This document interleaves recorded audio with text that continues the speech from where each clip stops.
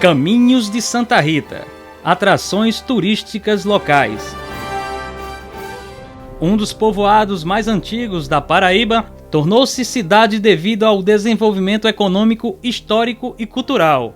À margem esquerda do rio Paraíba, em terras da aldeia da tribo dos Potiguares, local onde aportaram os portugueses para colonizar, criar a nossa capitania da Paraíba. Posso afirmar que Santa Rita, aqui nasceu a Paraíba. Santa Rita tem um diferencial das outras cidades. Ela começa da zona rural para a urbana.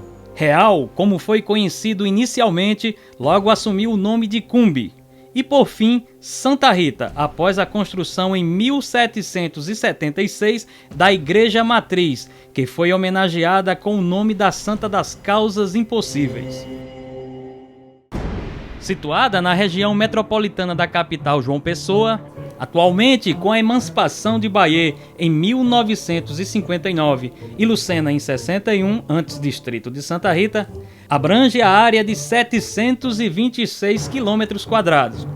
Após João Pessoa, Campina Grande e Cabedelo, o município é detentor do quarto maior poder econômico do estado da Paraíba. Suas usinas e indústrias não o suficiente para gerar empregos para toda a população, a cidade já foi denotada como cidade de repouso para muitos dos moradores. A cana-de-açúcar foi a atividade que alavancou o município ao crescimento histórico e econômico. Os velhos engenhos relutam o tempo sobre sua existência, pelo menos aos que foram preservados. Junto à atividade de extração da cana pelos portugueses, foi consolidada a tradição religiosa. A construção de verdadeiros monumentos remete Santa Rita a um dos maiores acervos religiosos do estado. Capelas seculares que remontam desde o século XVI até o século XIX. Essas capelas, elas geralmente localizadas em terras dos antigos engenhos, onde também existiam os casarões, né, o casarão, a casa grande e as senzalas. Essas capelas têm que ser restauradas, tem que se criar roteiros, tem que se desenvolver uma estratégia de desenvolvimento turístico, uma estratégia de marketing promocional que valorize, que aproveite todo esse potencial que o município tem. Das 26 capelas, atualmente restam apenas 18. Entre elas, 7 em ruínas, 2 precisando de restauração e 9 em situação regular para visitação. Esta riqueza, que deveria ser cuidadosamente preservada, encontra-se quase todos em abandono. É um tesouro que o município está perdendo dia a dia, até que chegará o dia que não haverá mais nada a ser aproveitado, a ser utilizado. Patrimônio natural grandioso, para que no futuro breve seja transformado em renda e emprego para a nossa cidade. Ou seja, o patrimônio não é só nosso, o patrimônio é da Paraíba. As capelas e igrejas seculares poderiam fomentar o turismo religioso na cidade. Para acrescentar a rota turística, existem 2 outras belezas. O município é detentor das maiores fontes de águas minerais do estado e também de cavernas que arremeteria na rota do turismo de aventura estadual. Vale salientar que Santa Rita é detentora também de um patrimônio natural de grande envergadura. Santa Rita possui matas nativas, possui nascentes, mananciais de água mineral, fontes, grutas, cavernas, ilhas. Fruto desvinculado entre a capitania de Pernambuco e a capitania de Itamaracá, a Paraíba foi criada por diversos motivos, todos vinculados à expansão ultramarina e à produção açucareira. Já tinha sido fundada, já produzia açúcar, já tinha igrejas construídas quando os holandeses chegaram aqui. Após o massacre de Tracunhaém em 1574, onde ameríndios atacaram engenhos e queimaram plantações, o rei Dom Sebastião resolveu desmembrar parte da capitania abandonada de Itamaracá para criar a Capitania Real da Paraíba. Esta ação, tomada em nome da coroa portuguesa, serviu como fortalecimento para a capitania de Pernambuco contra os ataques de índios potiguaras e dos corsários estrangeiros, já que em Pernambuco estava concentrado o maior número de engenhos do Brasil na época. Em meio a inúmeras batalhas da colônia portuguesa contra os holandeses, foi construído em 1584 o Mirante, no alto de uma colina ao lado esquerdo do Vale Paraíba, conhecido como Mirante de Atalaia. Foi construído numa colina de 30 metros, ali em Forte Velho, com o objetivo de ser um observatório de toda a costa ali, que pudesse haver algum tipo de invasão. Servia também como oratório para que os soldados, nos finais de tarde, pudessem orar a sua Ave Maria. O ouvidor-mor Martim Leitão dá ordens aos seus homens para construírem às margens do rio Tibiri, um dos afluentes do rio Paraíba, o primeiro engenho da capitania. Hoje, estado da Paraíba, o engenho Del Rey. O capitão Mor, Martim Leitão e ouvidor-mor de Pernambuco, ele passa por essas terras, que hoje é Santa Rita, percebe que era muito boa, Massapê, para o plantio de cana-de-açúcar, e resolve construir o primeiro engenho da Paraíba. Esse engenho foi chamado Engenho Del Rey, Engenho do Rei. Do rei porque as terras da Paraíba, da capitania da Paraíba, pertencia à coroa portuguesa. Então é construído o Engenho Tibiri, movido pelas águas do rio, também chamado Engenho Del Rey. Este engenho, movido pela força hidráulica do rio, foi responsável pelo segundo núcleo de povoamento mais antigo do estado. Na época, o que dava dinheiro, o que permitia a colonização, era o cultivo da cana-de-açúcar. Açúcar bruto, né? O açúcar não era branco como o de hoje. Santa Rita passou pela condição de engenho, vila, freguesia, paróquia e finalmente foi emancipada e registrada no Diário Oficial em 19 de março de 1890, um ano após a proclamação da República Brasileira. Além dos ricos monumentos construídos no período colonial em toda a capitania, Santa Rita foi agraciada com as mais belas obras barrocas, as capelas. Estas edificações eram oriundas da cultura religiosa portuguesa. A primeira delas foi a de São Sebastião, construída em 1587. A capela fora assentada entre o engenho Del Rey e um forte construído de madeira denominado Forte de São Sebastião. Este que, por sua vez, era utilizado para a defesa do patrimônio português. Muitos desses monumentos não resistiram ao tempo e à falta de preservação humana. Algumas delas ainda existem, como a Capela de São Sebastião, que serve como prova existencial de uma época onde o poder estava concentrado nas mãos dos senhores de engenhos, auxiliado pelo clero. Em alguns momentos passou para outros proprietários com outros nomes, como a Capela de Nossa Senhora da Conceição, né? Era muito comum acontecer essas mudanças de nome, porque era de acordo com a devoção do proprietário.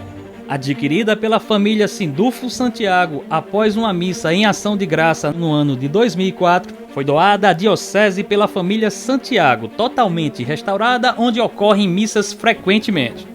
E cada engenho em si, ele tem a sua história e tem a sua lenda. Então eu vou dar mais ênfase às lendas. É uma corrida desse engenho. Contam os antigos que atrás da igreja existia um bode todo de ouro, um bode de ouro enterrado atrás da igreja. E isso, contam que a proprietária da igreja naquela época começou a cavar atrás da igreja para encontrar esse bode de ouro.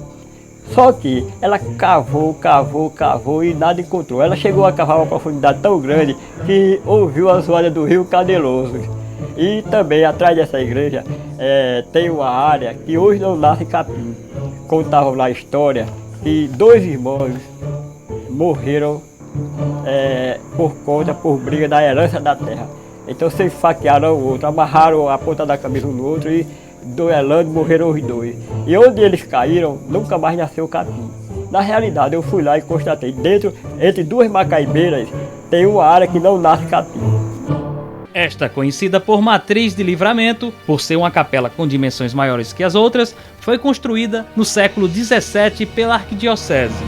As cercaduras das janelas e portas merecem destaque pela delicadeza do trabalho de lavra em pedra calcário. O arranjo com 2 janelas no térreo é típica do século de sua fundação. Forte São Felipe Santiago foi construído de pau a pique, ao lado de uma capela com o mesmo nome. Ambos foram incendiados e destruídos. O Mirete do Atalaia e o Forte de São Felipe Santiago foram construídos em 1584, são os marcos da colonização da capitania da Paraíba. Primeiro lugar onde aportaram os portugueses. É considerada também a primeira sede da capitania da Paraíba, constituída por um grande patrimônio natural e histórico. Santa Rita deveria ter guardado não apenas na memória, mas as edificações onde nasceu e criou-se um dos maiores heróis brasileiros. É o maior dos santarritenses, vivo ou morto, André Vidal de Negreiros. Nasceu em Santa Rita, na Várzea. Ele foi, depois da vitória sobre os holandeses e da expulsão dos holandeses do Nordeste, André Vidal de Negreiros foi nomeado pelo rei de Portugal governador de Angola, que hoje é a República de Angola. Passou muito tempo sob domínio português. Um dos maiores líderes da luta pela restauração das capitanias no Brasil, que ficava sob domínio holandês, o bravo herói nasceu no ano de 1606, nas margens do rio Paraíba, no engenho que pertencia a seu pai, Francisco Vidal. Hoje, onde funciona um matadouro na PB 004, através de escavações conseguimos localizar uma das maiores relíquias históricas, as ruínas da Capela Santo André.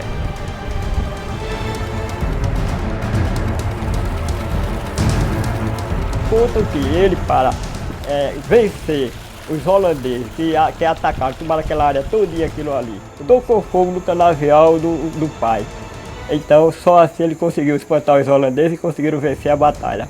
Próximo onde ocorreu o fato haviam 2 capelas. Hoje apenas uma encontra-se em estado de preservação. Trata-se da Capela São João Batista, uma das edificações não muito antiga, com predominância neoclássica, construída em terras da família de Vidal de Negreiros. A igreja que nós conhecemos hoje na usina São João é uma construção mais recente.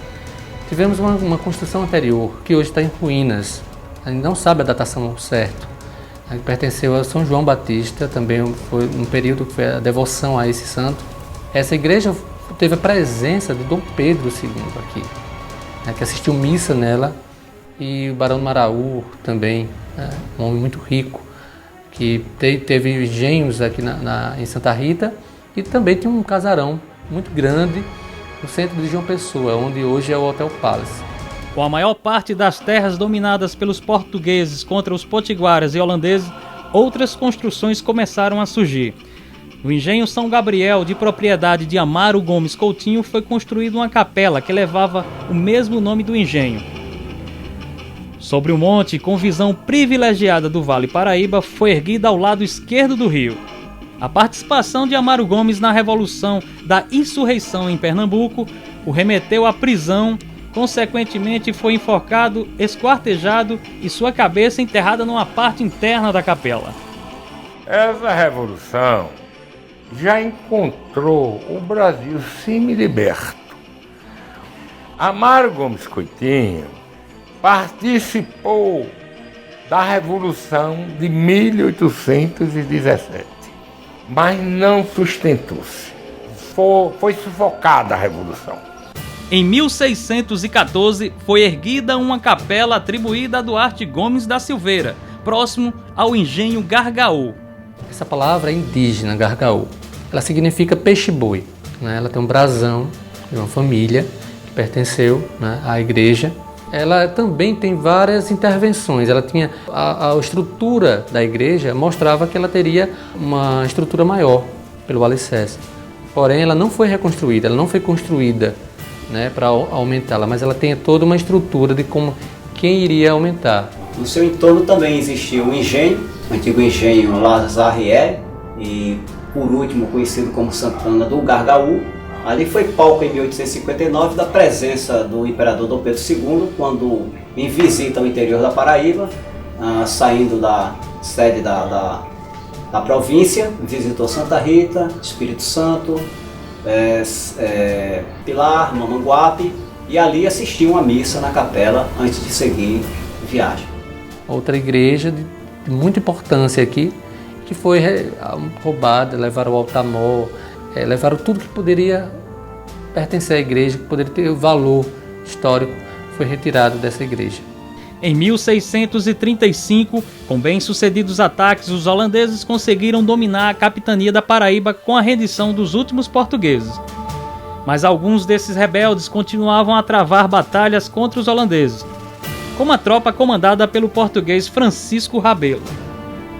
Rabelinho, como era conhecido, conseguiu a façanha de assassinar o chefe de província holandesa na Paraíba, enquanto estava em seu engenho Espírito Santo. Este teve a construção de 2 capelas em sua homenagem, a Capela Nossa Senhora da Batalha e Perpétuo do Socorro. Rabelinho veio a falecer 11 anos depois em combate na ilha de Taparica. A Capela Nossa Senhora da Batalha, às margens do rio Paraíba, foi iniciada sua restauração por um filho de um usineiro e empresário, Dr. Odilon Ribeiro Coutinho. Este não conseguiu concluir a obra, por motivo de seu falecimento em julho de 2000. A segunda capela citada havia indícios que teria sido utilizada como fortaleza.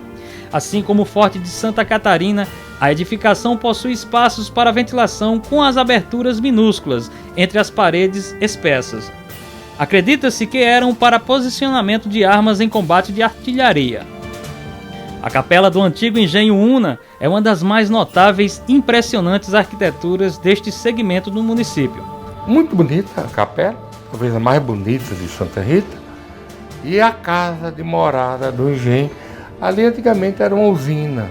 Depois a usina São João incorporou, não é? E estendeu seu domínio até lá. Exemplar único no Brasil, ela tem uma nave de 6 faces com a cúpula em forma de abóbada. Só existem 3 monumentos desse no mundo: Milão, Rio de Janeiro e Santa Rita. Um dos casarões do engenho Patrocínio, no sótão, serviu como prisão dos escravos. Até hoje lá encontram-se alguns exemplares de correntes, onde era feito castigo para aqueles que não concordassem com as regras da casa. O senhor de engenho, o dono do engenho Patrocínio, ele não aceitava o namoro da filha com o escravo. Só que esse escravo, ele tinha uma pele branca, certamente porque ele era filho, talvez até do próprio senhor de engenho ou do capataz de engenho. Certo dia pegou ele na calçada da igreja São Gonçalo, a igreja de Patrocínio São Gonçalo, namorando, pegou o casal namorando. E revoltado com isso, mandou que pegasse os dois e simplesmente eles mataram os dois e enterraram ao lado da igreja. Relatos contam que este capataz, quando morreu, seu corpo foi enterrado na entrada da capela, para que as pessoas pisassem sobre seu túmulo quando fossem às celebrações na capela. Esta, erguida em meados do século XVIII, pertenceu ao engenho Mucuta. Ela encontra-se às margens do rio Paraíba, onde seus casarões estão submersos no leito de suas águas. Próximo a Mucuta, do outro lado do rio, existe uma outra denominada de Capela de São Bento, de data e historicidade desconhecida, porém, possivelmente da época da Capela Mucuta. Esta também como a outra, com seu clássico casarão, que hoje não mais existe. Fundada por Ambrósio Fernandes Brandão, esta ficou conhecida por Inhobim. Hoje, só existem pequenos entulhos do que restou da capela. Era muito comum engenhos próximos uns aos outros. As terras não eram tão grandes assim. Santo André, Iobim, Cumbe, eram engenhos que estavam próximos, né, e que foram demolidos para a construção da usina Santa Rita, que foi construída em 1910. Então, desses engenhos, o que sobrou apenas uma pedra, no Iobim. Meu pai jamais botaria uma igreja. Ele era católico praticante. Ardoroso católico, assistia a todas as missas, rezava o terço, que na época, teve uma época que o terço, a rádio transmitia o terço, e ele acompanhava de pé e ouvindo pelo rádio o terço. Ele jamais destruiria uma igreja. Ele, aliás, dizia, eu estou até me emocionando, a minha irmã, que também já partiu para outro mundo, dizia, se eu adoecer e você perceber que eu vou morrer, antes de chamar um médico, chame um padre. A igreja Santo Cosme Damião, eu tive a oportunidade de chegar lá e encontrar apenas as ruínas. Na igreja Santo Cosme Damião, existe uma lenda também muito interessante. O rapaz era noivo de uma linda mulher, de uma linda moça, e com o passar do tempo foi desfeito o noivado. Ela terminou o noivado com ele. Ele, revoltado, jurou fazer uma vingança, jurou vingar disso aí. Então passou os tempos e mais tempos. Certo dia, essa moça começou a namorar com outro rapaz e, sem que ele tomasse conhecimento, ela marcou um casamento na igreja Santo Cosme Damião.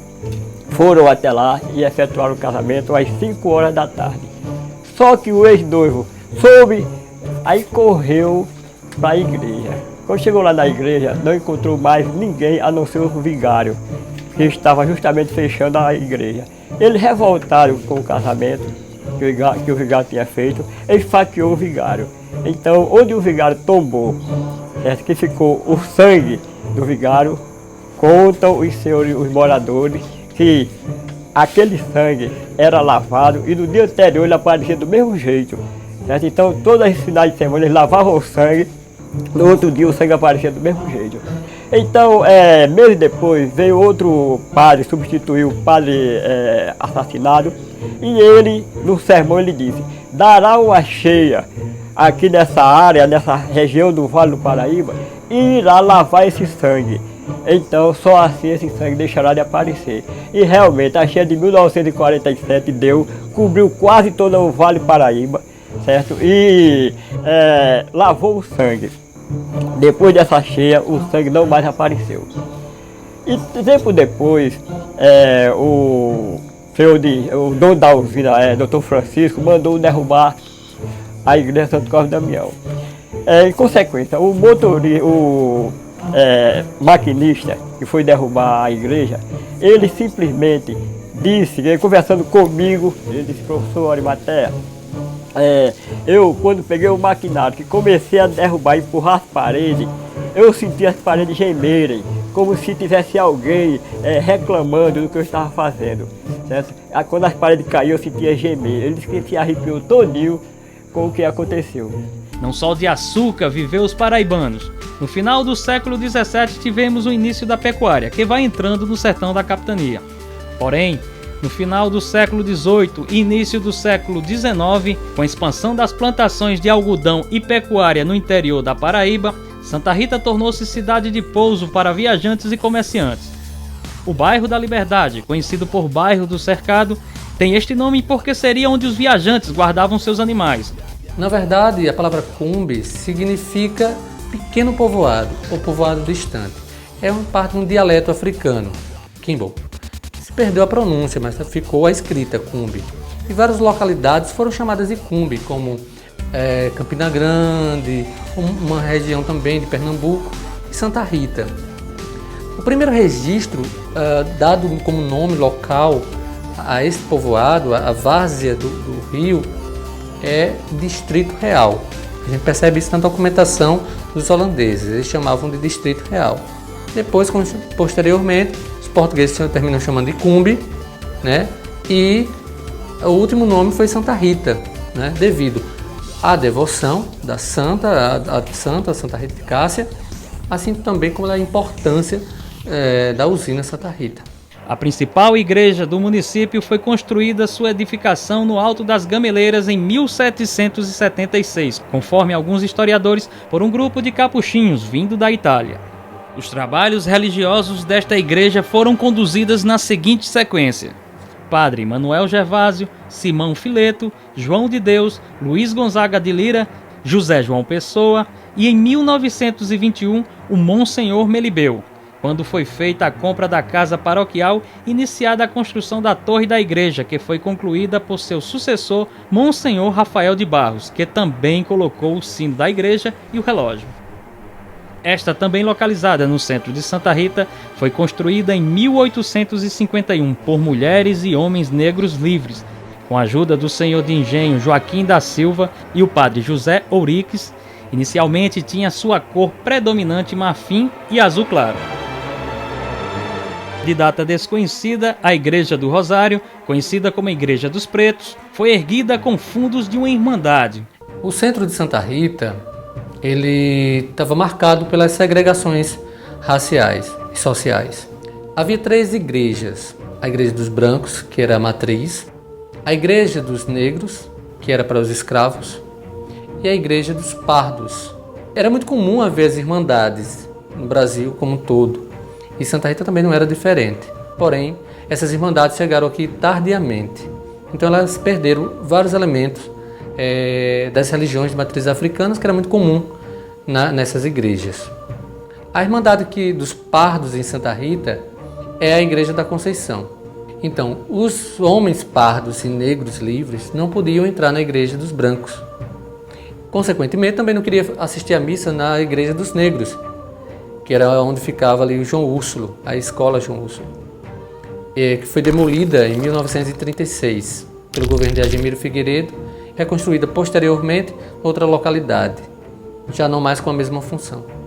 Então, Santa Rita, ela tinha esse triângulo: a Igreja dos Brancos, a Igreja dos Negros e a Igreja dos Pardos.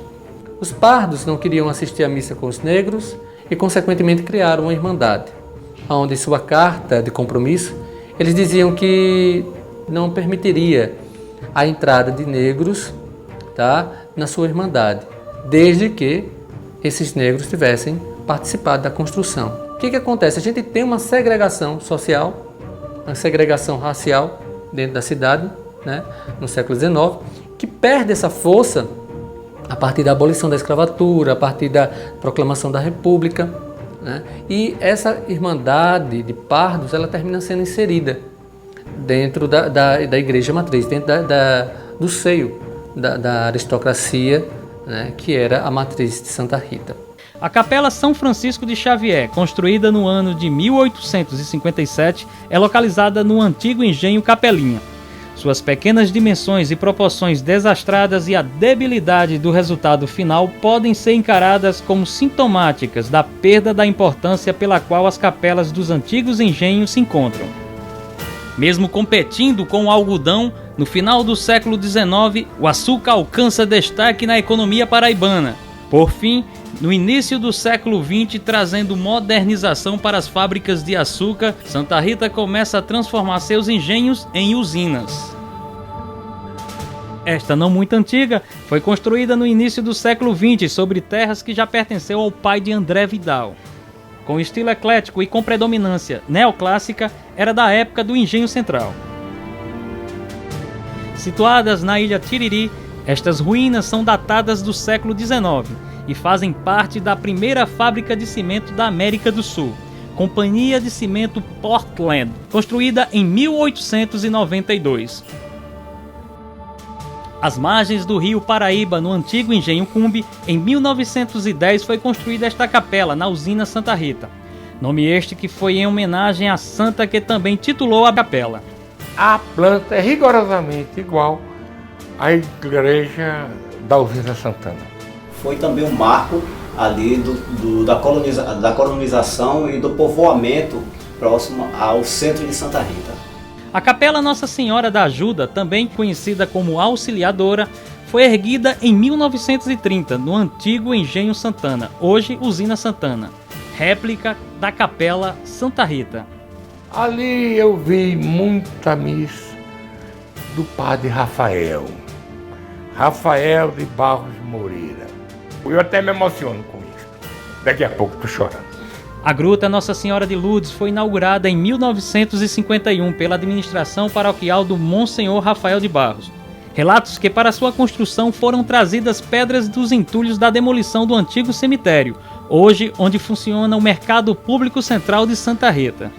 Já foi construída na época do Padre Rafael, mas ali não havia nada e o Padre Rafael construiu a gruta. Na Mumbaba, também de data desconhecida conforme moradores da localidade, esta surgiu fruto da devoção da família do proprietário das terras por Nossa Senhora da Conceição. A capela e um cemitério construído ao lado foram doados ao povo pelos donos. Eu fui comprar esse santo no Recife. Eu fui comprar esse santo assim, para botar na algoa do meu pai. Vinha pra missa, vinha pra procissão, tudo.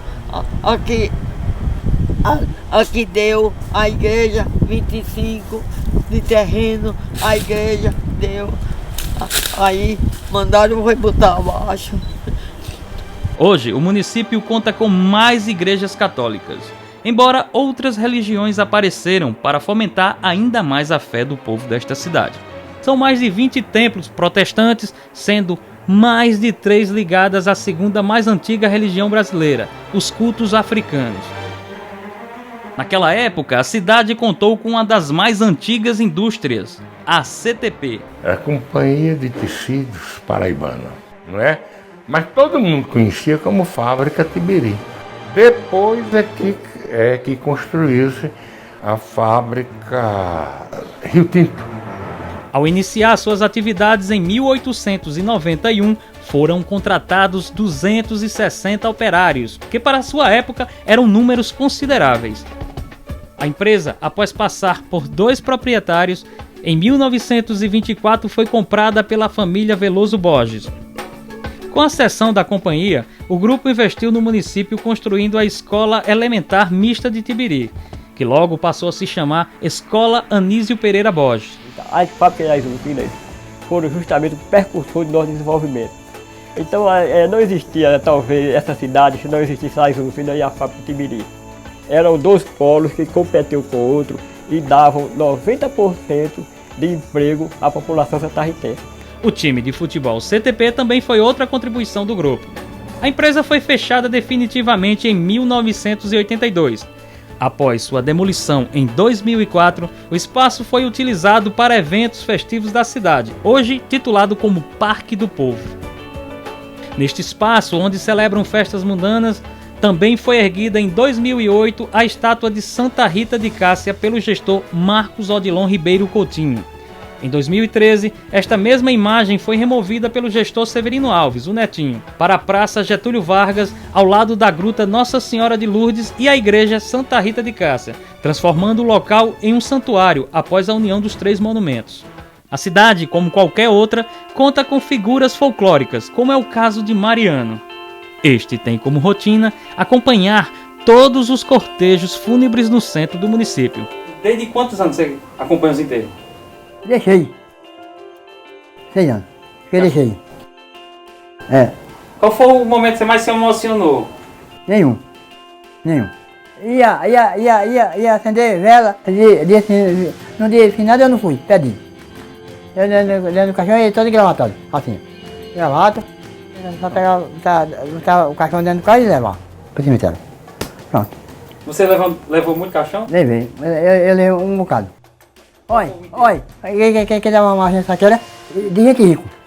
De quem? De gente rico. De gente rica? Era. Dava mais gente? Dava. De pobre dava não? Dá o dedinho. Mas você ia? Eu ia. Nos 2? Então eu ia. Era um de Futicai e outro lá. O povo ia, eu chorava. O povo rico, pobre. Todo dia eu chorava. Falei, morreu. Vai aí. Ai, Deus. Aleluia.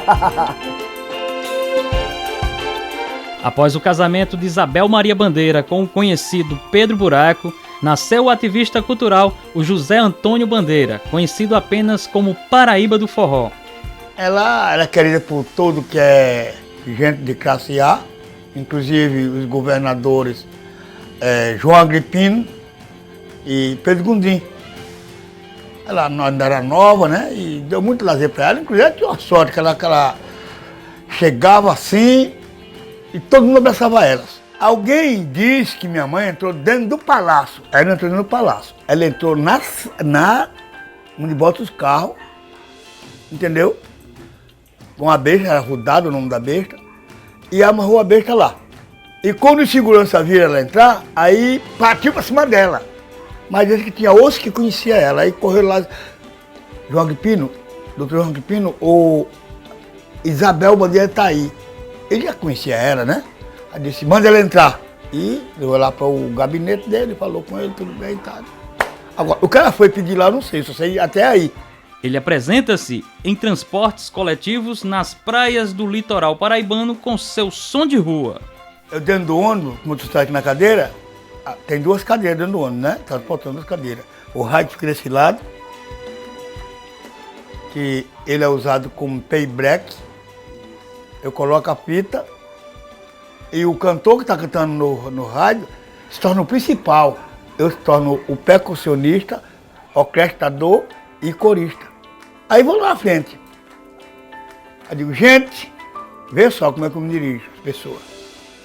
Se alguém achar que eu mereço 5 centavos ou 10 centavos, eu não vejo mais, porque eu não vejo, não estou mentindo. Eu tenho certeza que eu estou correto com Deus, não? Ajude. Aí eu boto 5 centavos, outro bota 10 centavos, outro bota R$1, outro bota naquela notinha azulzinha que não é de 100, mas é de 2, hein? E às vezes, quando o cara não é durista, é turista, bota 10, bota 20, bota até 50 conto aqui nesse chapéu aqui. Embalado pelo tradicional forró pé de serra, hoje evangélico dedicou toda a sua vida à música. Acontece que dentro do ônibus, a turma de Paraíba, eu digo, oi, solta do jumento, eu digo, você é besta.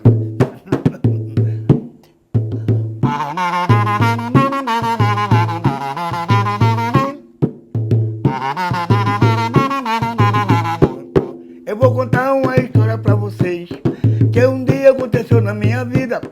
A história de um jegue muito brabo, que me deixou num beco sem saída. Eu vinha vindo para casa descansar, o jegue tava no portão que me pegar. Quando me viu foi murchando as orelhas, mostrando os dentes, começou a relinchar.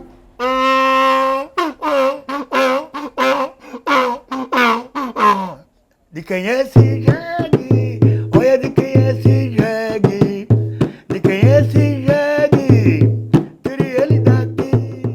Os velhos carnavais foram movimentos propulsores de uma folk comunicação, onde entram os desfiles indígenas retratando a história secular das batalhas dos índios que colaboravam com os portugueses, como os tabajaras, e sobretudo no município a tribo Assento de Pássaro, que eram estabelecidos na época no Tibiri de Cima. Os times de futebol amador tiveram suas disputas acirradas no antigo Papo da Coruja. Hoje, no local, funciona o Terminal Rodoviário Municipal. O Batatão era outro local reservado para as peladas. Mais tarde, a cidade tornaria celeiro de um dos nomes mais importantes do futebol brasileiro, como o de Lomar do Nascimento, o Mazinho. A natureza foi muito generosa com este município, agraciando a cidade com sua belíssima fauna silvestre. Em uma pequena parte de sua mata preservada, oculta um abismo, construído pelo tempo de forma natural devido à erosão. Sua altitude é propícia para a prática de rapel, além de caminhada por suas trilhas. No município existem mais de 4 cavernas. Com quase 1 quilômetro de extensão e 2 metros de diâmetro, a Caverna da Onça é a maior delas. Santa Rita tem aproximadamente 5 vertentes do turismo, sejam ele o de sol e mar, Forte Velho, turismo náutico, o turismo religioso, o histórico-cultural, o turismo de aventura e o ecoturismo. Então, por essas e outras razões que eu acredito na redenção financeira não só do município, mas de toda a área metropolitana. Ah, meu filho, isso aqui, depois do paraíso eterno, isso aqui no paraíso, quando eu fui criado. Outra contemplação que Santa Rita oferece aos amantes das trilhas, as inúmeras fontes de águas minerais do estado, em sua maioria exploradas por algumas indústrias deste segmento. Sabemos que Santa Rita tem muitos monumentos históricos, igrejas, ruínas, capelas em propriedades privadas. Ora, o bem histórico ele é da União.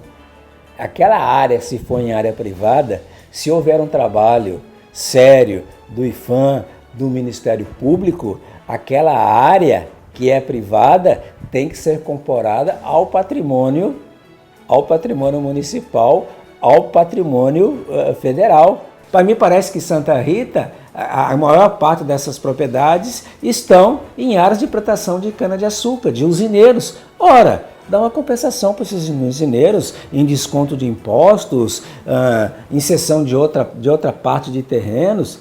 O que não pode é haver a estagnação, haver o marasmo, não ter nenhuma ação. Porque senão é um tesouro que o município está perdendo dia a dia, até que chegará o dia que não haverá mais nada a ser aproveitado, a ser utilizado. Quando eu fazia faculdade, tive a oportunidade de chegar lá e o rapaz perguntou: você mora onde? Eu liguei Santa Rita. Vixe Maria, Santa Rita. Como se Santa Rita, agora você vê, daquele tempo já pensavam assim. A importância da implantação de políticas de turismo é para a valorização e conservação do patrimônio arquitetônico, assim como a responsabilidade do setor público na promoção desta atividade de forma sustentável. Com essa implantação, principalmente no turismo cultural, histórico e religioso, serve para a sensibilização da sociedade e especialmente dos turistas acerca da significação cultural desse patrimônio, propiciando uma maior valorização da cultura e uma contribuição mais efetiva, dentro dos limites possíveis, a uma atuação setorial. No estudo de turismo, nós achamos muito importante a questão da identidade turística do lugar. Quando nós sabemos que identidade é uma construção simbólica, e nós estamos falando da identidade social. A mídia que projeta essa identidade, ao mostrar suas praias, ao mostrar as belezas da Paraíba, ela está projetando uma identidade turística positiva. Qual que é a identidade sociocultural que se projeta de Santa Rita? A mídia pauta Santa Rita mais na exploração dos seus problemas, da sua violência, coisa que acontece em todo o Brasil. Quando que a mídia local, por exemplo, fez uma matéria para dizer que André Vidal de Negreiros, uma das principais figuras históricas do país, não é só da Paraíba não, é do país, é santarritense.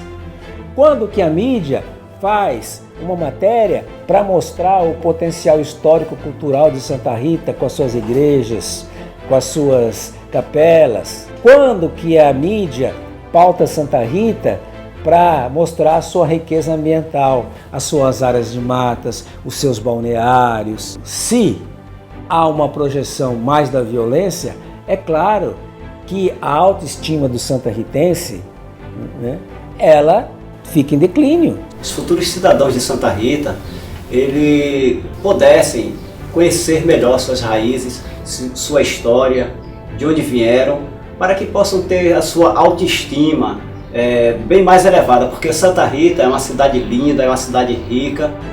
A riqueza desta terra não está apenas em seus mananciais, sua fauna, suas capelas. Está dentro de cada um santarritense.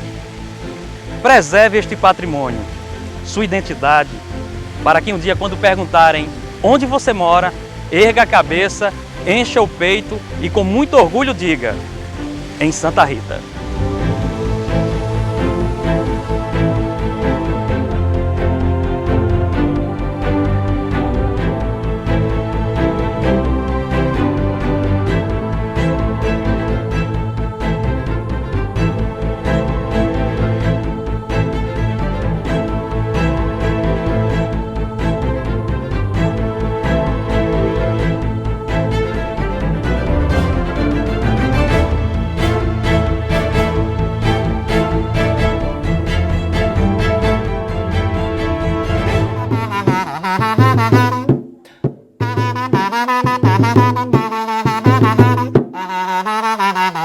Eita, que lugar bonito, e é pra lá que eu vou.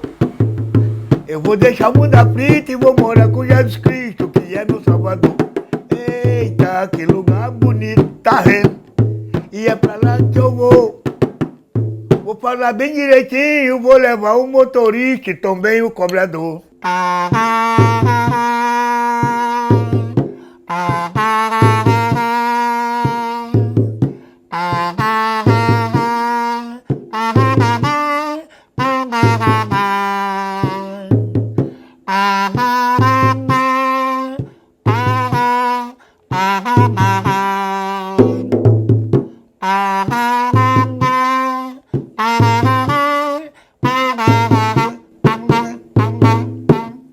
I just call to say I love you. I just call to say I'm a shy cat. Isso é bom com farinha. I just call to say I love you. E queria ouvir sua voz mais uma vez.